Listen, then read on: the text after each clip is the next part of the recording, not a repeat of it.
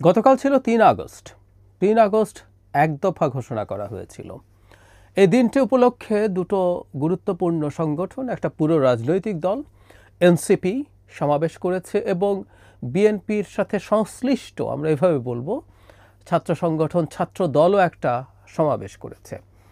Technically কোনো রাজনৈতিক দলের ছাত্র সংগঠন অঙ্গ সংগঠন বা সহযোগী সংগঠন হতে পারে না। আমাদের আরপিওতে রাজনৈতিক দলের নিবন্ধনের যে আইন আছে, যেসব শর্ত তাদের মানতে হয়, তার মধ্যে এরকম একটা শর্ত আছে।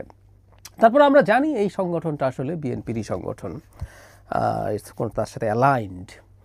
যাই হোক, এখানে কয়েকটা জিনিস গুরুত্বপূর্ণ আছে। খুব সিরিয়াস আলোচনায় আজকে আর যাচ্ছি না। দুটো সমাবেশ থেকে বেশ কিছু ব্যাপার এসছে এবং বরং একটু এনসিপির সমাবেশটাকে নিয়ে একটু বেশি ফোকাস করতে চাই। নতুন দল হিসাবে তাদেরকে নিয়ে একটা হাইপ আমাদের চারপাশে তৈরির চেষ্টা আছে, মিডিয়া আছে, সরকারের দিক থেকেও বিভিন্ন ক্ষেত্রে তাদেরকে যে ধরনের গুরুত্ব দেওয়া হয় তাতে তাদের এক ধরনের গুরুত্ব সোসাইটিতে তৈরি হয়েছে। আবার এটাও আমরা মেনে নেব, এই সংগঠনেই আছে খুব গুরুত্বপূর্ণ কিছু মুখ যারা আমাদের এই গণ অভ্যুত্থানের সময় সামনের সারিতে ছিলেন। বিশেষ করে এই সংগঠনের যিনি আহ্বায়ক জনাব নাহিদ ইসলাম, আমি তাকে আমাদের এই অভ্যুত্থানের পোস্টার বয় হিসাবে বলি সব সময়, তিনি আছেন। সো এটা এভাবে কিছুটা গুরুত্ব তো পাই। এদিন তারা কিছু কাজ করেছেন, সেটাই বেশি আলোচনার দাবি রাখে। আর তারপরে দু একটা কথা একটু বলে রাখা দরকার যে এই যে দুটো সমাবেশ হলো, এটা খুবই চমৎকার একটা রাজনৈতিক সৌহার্দ্যের প্রমাণ হয়ে থাকলো। আমরা জানি শহীদ মিনারে প্রথম অনুমতি নিয়েছিল সমাবেশের জন্য ছাত্রদল, কিন্তু এনসিপির অনুরোধে তারা শহীদ মিনার ছেড়ে শাহবাগের মোড়ে তাদের সমাবেশ করেছে। এনসিপিকে যে ছেড়ে দেওয়া হলো, এটা খুবই খুবই চমৎকার একটা ঔদার্য, একটা চমৎকার রাজনৈতিক জেস্চার আমরা মনে করি এবং ভবিষ্যতের রাজনীতিতে এগুলো হতে থাকলে ভালো হবে।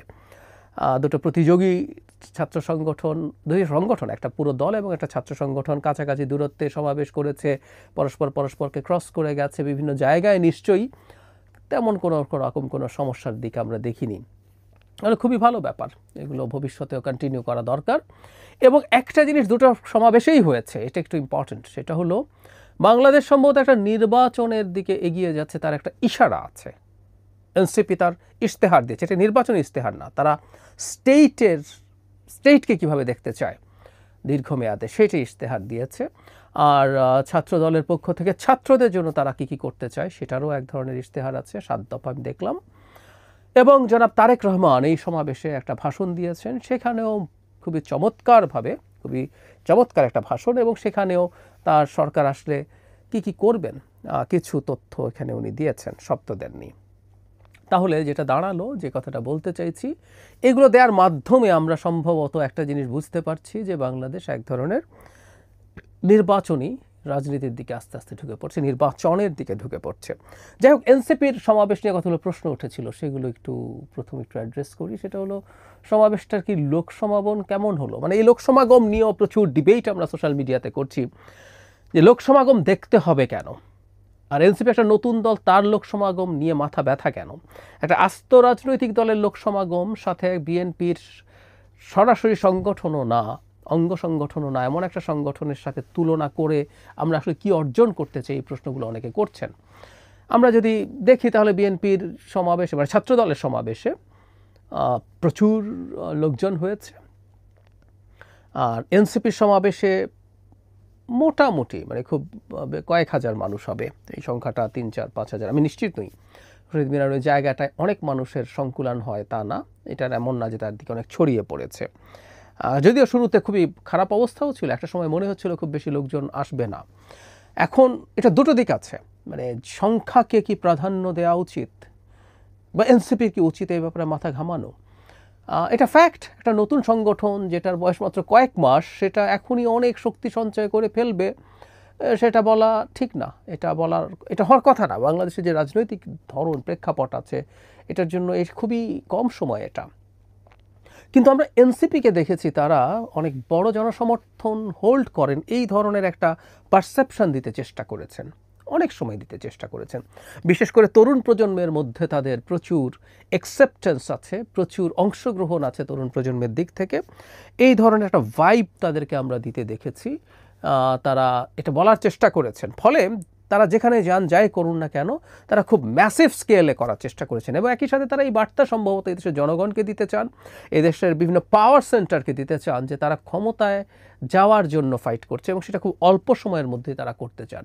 তাদের লঞ্চিংয়ে যে এক্সট্রাভ্যাগান্সা ছিল, তারপরে তাদের ইফতার পার্টি, একটা খুবই পশ 5 তারকা হোটেলে বিরাট আয়োজনে যে ইফতার পার্টি হয়েছে, তাদের office, the very office, even NCP হওয়ারও আগে বৈষম্য বিরোধী ছাত্র আন্দোলন এবং জাতীয় নাগরিক কমিটি যখন ছিল, তারা শহরের অত্যন্ত এক্সপেন্সিভ একটা কমার্শিয়াল স্পেসে তারা ভাড়া নিয়েছেন। ফলে তারা কিন্তু এটা দেখাতে চেয়েছেন দ্য মেন বিজনেস, তারা খুব দ্রুত ক্ষমতায় যেতে চান। ফলে তাদের সমাবেশে কেমন মানুষজন হচ্ছে এটা দেখারও কথা আছে। যেহেতু আমাদের দেশের রাজনীতিতে এখনও এই ব্যাপারগুলো মানুষ খেয়াল করার চেষ্টা করে, যদি তারা এটাকে পাত্তা না দিতেন, আমি এনসিপির মানুষজনকে দেখেছি তারা যখন জনসংযোগ করতে যাচ্ছেন, জুলাই পদযাত্রা করছেন সারা দেশে, তখন বিভিন্ন জায়গায় খুবই উল্লেখযোগ্য সংখ্যক মানুষ, সব জায়গায় না হলো অনেকগুলো জায়গায় খুবই উল্লেখযোগ্য সংখ্যক মানুষের সমাগম হয়েছে।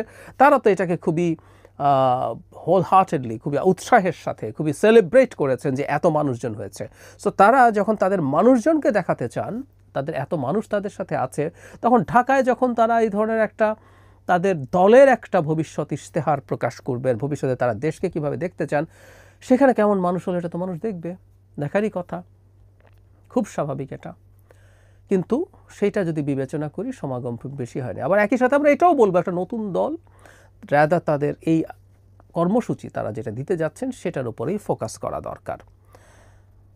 সেটা নিয়ে কয়েকটা প্রাথমিক কথা হয়তো পড়েছি একবার, খুবই সুপারফিশিয়ালি, চোখ বুলিয়ে যাওয়ার মতো। ওটা আমি বিস্তারিত পড়ব, মন দিয়ে পড়েছি, বিস্তারিত মন দিয়ে পড়ব, কিছু জিনিস টুকবো, সেগুলো নিয়ে বিস্তারিত আলোচনা করব। বিশেষ করে এনসিপি যেহেতু তার কর্মসূচি আমাদের সামনে হাজির করেছে, দীর্ঘদিন থেকে আমরা বলছিলাম যে এনসিপি তার রাজনীতিটা কি করতে চায় সেটা জনগণের হাতে সামনে প্রেজেন্ট করতে হবে। তারা মধ্যপন্থী দল বলছেন, ইভেন আমি এটাও বলেছি মধ্যপন্থা ইটসেলফ ইজ এ স্পেকট্রাম, এখানে অনেক রকম মধ্যপন্থা আছে। কোন মধ্যপন্থা তারা সেটা ডিফাইন করেননি। এই সময়ের মধ্যে দুটো ইস্যু নিয়ে তারা যথেষ্ট রাজনীতি করেছেন। রাজনীতি করাকে আমি পজিটিভ অর্থে বলছি, প্রত্যেকটা রাজনৈতিক দল জনগুরুত্বপূর্ণ ইস্যু নিয়ে রাজনীতি করবেন। একটা হচ্ছে সংস্কার, আর একটা হচ্ছে আওয়ামী লীগের সংস্কার বিচার এবং আওয়ামী লীগ নিষিদ্ধ করা বা আওয়ামী লীগের ব্যাপারে তাদের অবস্থান, এগুলো নিয়ে কাজ করছিলেন। কিন্তু একটা রাজনৈতিক দল তৈরি হওয়া মানেই হচ্ছে সে ক্ষমতায় যাবে, সে ক্ষমতায় গিয়ে দেশকে কীভাবে দেখতে চায়, কী বানাতে চায়, এগুলো তাকে বলতে হবে। সেই জিনিসটাই আমাদের সামনে আসলো। 24 দফা একটা তারা দিয়েছেন। এখানে বলে রাখা ভালো, আবারও বলছি, এটা নির্বাচনী ইশতেহার না। আমি তাদের এটা দেখে যেটা বুঝলাম, নির্বাচনী ইশতেহারও তারা দেবেন সম্ভবত এগুলোর মধ্য থেকে যেগুলো আগামী 5 বছরে, যেহেতু তারা ক্ষমতায় যাওয়ার আলাপ করবেন, আগামী 5 বছরে যদি তারা ক্ষমতায় আসেন, 5 বছরে তারা কী করবেন তার মধ্যে কিছু জিনিস নিশ্চয়ই এখান থেকে সিলেক্ট করবেন এবং আরও এলাবোরেট করবেন সেই জিনিসগুলো। এখানে এক ধরনের মূলনীতি ধরনের ইস্যু আছে। প্রাথমিকভাবে কারো কাছে বাংলাদেশের প্রেক্ষাপটে উচ্চাকাঙ্ক্ষী মনে হতে পারে, কিন্তু আবার আমরা যদি এভাবে চিন্তা করি, এটা তো তারা দীর্ঘমেয়াদের একটা স্বপ্নের কথা বলছেন, তাই এটাকে আবার সেটা মনে নাও হতে পারে এবং বেশ গুরুত্বপূর্ণ কথা আছে, ভালো কথা আছে। তবে একটা ইন্টারেস্টিং জিনিসের দিকে আমার দৃষ্টি আকৃষ্ট হলো, তারা নিশ্চয়ই যথেষ্ট পড়াশোনা করেছেন, করে এটা বানিয়েছেন। এখানে খুবই যোগ্য অনেক তরুণ এখানে আছেন, ব্যক্তিগতভাবে চিনি, অনেকের সাথে কথা হয়, টকশোতে দেখা হয়। এখানে তাদের 5 নম্বর যে অপশন আছে, এখানে ট্রান্সপারেন্সির ক্ষেত্রে তারা হুইসেল ব্লোয়ার্স অ্যাক্ট তারা তৈরি করবেন বলে বলছেন। খুব মজার ব্যাপার, এরকম একটা আইন কিন্তু বাংলাদেশে এর মধ্যেই আছে, শেখ হাসিনাই বানিয়েছেন। এটাই কারণ আমি আজকে পিক করলাম এই প্রসঙ্গে এবং সংস্কার প্রসঙ্গে কয়েকটা কথা বলতে চাই। আইনটার নাম হচ্ছে জনস্বার্থ সংশ্লিষ্ট তথ্য প্রকাশ সুরক্ষা প্রদান আইন 2011 সালে এই আইনটা শেখ হাসিনা বানিয়েছিলেন। যে কেউ আইনটা খুঁজে নিয়ে পড়ে দেখতে পারেন। এই আইনটা ঠিকঠাক আছে কিনা সেটা নিয়ে আলোচনা হতে পারে, এটাকে সংশোধন করা দরকার কিনা সেই আলোচনাও হতে পারে। কিন্তু বাংলাদেশে এইরকম একটা আইন অলরেডি আছে, তারা অবশ্যই এটা জানতেন না, তাদের এই জিনিসগুলো একটু বিস্তারিত জেনে নিলে ভালো হতো। কিন্তু এই আইনটি জায়গাটা আমি পিক করছি, আমরা প্রায় বলছি যে আমরা অনেক সুন্দর সুন্দর আইন করতে চাই, সংবিধান সংশোধন করতে চাই, এগুলো করে ফেললে আমাদের কারো ধারণা যে আমরা সব কিছু সুন্দর হয়ে যাবে, বাংলাদেশ খুবই গণতান্ত্রিকভাবে চলতে থাকবে। 2011 সাল থেকে বাংলাদেশে এরকম একটা আইন আছে, মানে আমাদের হুইসেল ব্লোয়ারদেরকে প্রোটেকশন দেওয়ার জন্য আইন। সেটা দিয়ে কি আমাদের অনেক কিছু অর্জন হয়েছে? এই আইনটা আদৌ আছে কয়জন জানি আমরা, কয়জন জানতাম? আমি আমার একটা লেখার জন্য খুঁজতে গিয়ে 4 বছর আগে সম্ভবত এই আইনটা খুঁজে পাই। একটা বিশেষ কারণে আমি সিরিয়াসলি খোঁজাখুঁজি করছিলাম এবং খুঁজতে খুঁজতে পেয়েও গেলাম। I was so surprise to see যে এরকম একটা আইন বাংলাদেশে এক্সিস্ট করে। একটা আইন আছে কিন্তু এটার কোনো রকম কোনো প্রয়োগ নাই। আইন করে দিলেই হয়ে যাবে এটা বলা যায় না। আমি প্রায় আরেকটা আইনের কথা বলি, সেটা আজও একটু বলে রাখি। হেফাজতে নির্যাতন এবং মৃত্যু নিবারণ আইন 2013, যেই আইন অনুযায়ী মানসিক নির্যাতন ও নির্যাতন মানে নির্যাতন মানে খালি শারীরিক তো দূরেই থাকুক, শারীরিক নির্যাতন তো করা যাবেই না, একে মানসিকভাবেও নির্যাতন করা যাবে না। এটা শাস্তিযোগ্য অপরাধ কাস্টাডিতে থাকাকালীন সময়ে। কী লাভ হয়েছে 13 সাল থেকে আইন থাকার পরও? এজন্য আমি প্রায়ই বলি, এটুকু বলে শেষ করি, এসেছিলাম এনসিপি বিএনপি মানে ছাত্র দলের জনসমাবেশ নিয়ে কথা বলতে, কিন্তু এটুকু বলে শেষ করি, আমরা আইন সংশোধন করব, সংবিধান সংশোধন করব, কিন্তু সেটাকে খুব বাড়াবাড়ি রকম ওভার এস্টিমেট যেন না করি। এটা করে লাভ কিছু নেই। আর যেটা একটু আগেই বলেছিলাম, বিশেষ করে এনসিপির যে 24 দফা তাদের কর্মসূচি, সেটা নিয়ে খুঁটিনাটি নিয়ে একটা বিস্তারিত ভিডিও করব। আর বিএনপির যে ছাত্রদলের যে তাদের যে প্রতিশ্রুতিগুলো আছে সেগুলো নিয়ে, তারেক রহমানের বক্তব্য নিয়ে, সেগুলো নিয়েও কথা বলবো।